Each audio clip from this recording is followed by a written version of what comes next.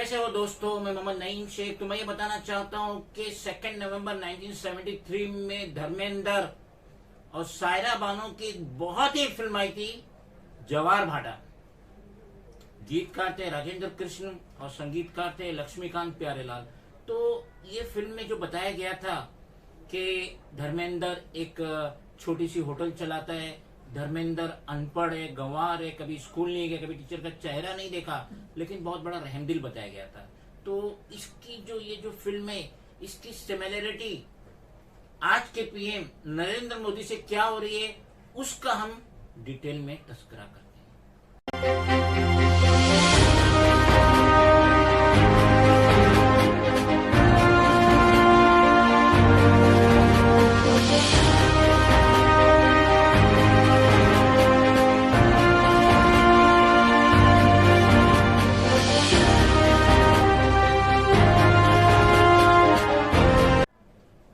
जैसा कि हम सभी जानते हैं कि नरेंद्र मोदी का जन्म 17 सितंबर 1950 में हुआ था, और जिस वक्त 2 नवंबर 1973 में जवार भाटा रिलीज हुई थी, तो उस वक्त just 23 years of Narendra Modi ने अपनी जिंदगी के कंप्लीट किए थे।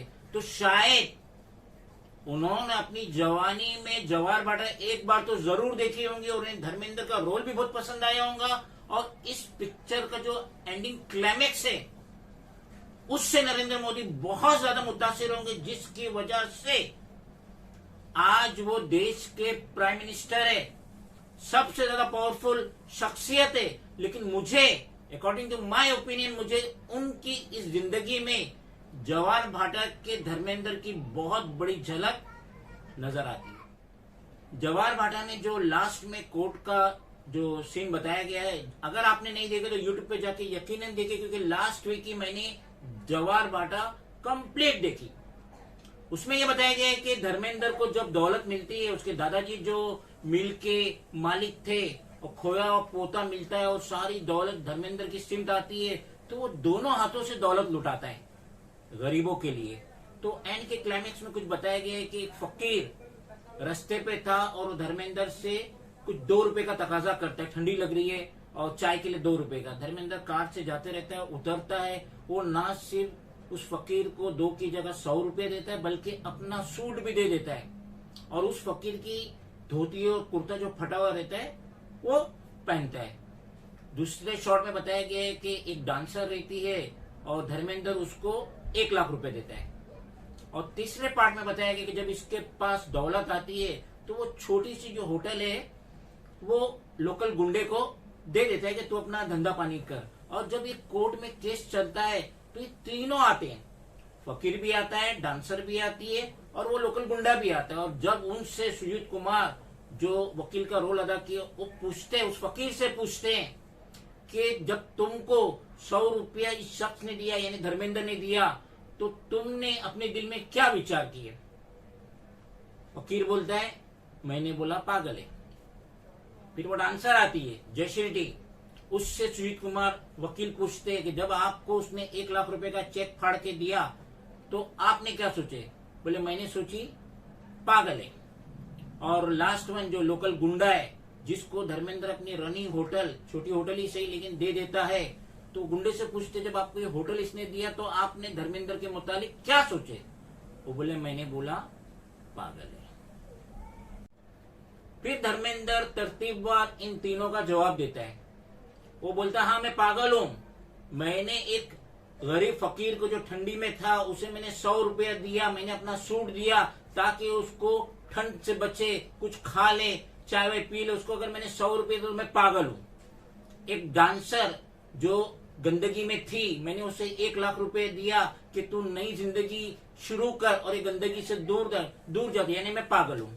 और एक लोकल गुंडा जिसको मैंने मेरी चलती होटल दे दी है, तो गुंडागर्दी छोड़ दे, तो यानी कि मैंने उसको रनिंग होटल दिया, और इसका मतलब है कि मैं पागल हूं। तो इस तरीके से धर्मेंद्र ने बहुत ही अच्छा रोल किया। शायद इस पिक्चर को देखने के बाद पीएम नरेंद्र मोदी के ऊपर भी बहुत असर हो गया, क्योंकि 1973 में मोदी कुछ भी नहीं था, ना बीजेपी थी, ना गुजरात का सीएम था, कुछ भी नहीं था। तो जब मोदी 2014 में हमारे देश के पीएम बने तो उन्हें 2 नवंबर 1973 में आई जवाहर भाटा और धर्मेंद्र का रोल बखूबी याद होगा। जैसा कि जितनों की भी धर्मेंद्र मदद करता है, सब लोग कहते हैं पागल है, पागल है, पागल है। तो पीएम नरेंद्र मोदी ये तमगा अपने ऊपर नहीं चाहते, इसलिए जब 2014 के इलेक्शन में, मेंबर ऑफ पार्लियामेंट के इलेक्शन में, लोकसभा इलेक्शन में उन्होंने जितने वादे किए एक भी पूरा नहीं किए। ना उन्होंने 2 करोड़ हर साल रोजगार दिए, ना उन्होंने हर सिटीजन के अकाउंट में 15 लाख रुपया दिए, ना उन्होंने, जैसा कि हुकूमत में आने से पहले वो कह रहे थे कि एफडीआई नहीं चाहिए, फॉरेन डायरेक्ट इन्वेस्टमेंट नहीं चाहिए, जबकि कांग्रेस 49% ला रही थी, 51 इंडियन सिटीजन का। लेकिन हाल फिलहाल में नरेंद्र मोदी ने तो हद क्रॉस कर दी, एफडीआई तो भी 75 हो गया। वो हिंदुस्तान की किसी भी कंपनी में 75% तक अपना इन्वेस्टमेंट कर सकते हैं। और साथ ही साथ कांग्रेस अगर जीएसटी ला रही थी जबकि उसका टैक्सेस बहुत कम था, तो यही मुखालिफत करे आज के पीएम नरेंद्र मोदी ने। लेकिन जैसी ही ये पीएम बने, इन्होंने तो जीएसटी की हुदूद क्रॉस कर ली। आज अगर एक इंसान घर में कुछ काम करने की सोचता है तो सबसे बड़े उसे खौफ होता है कि मुझे 18% जीएसटी अदा करना होगा। और अकॉर्डिंग टू माय ओपिनियन शायद नरेंद्र मोदी ने इसीलिए सिलेक्टेड लोगों की ही मदद की, जैसे कि हमारे गौतम अदानी है।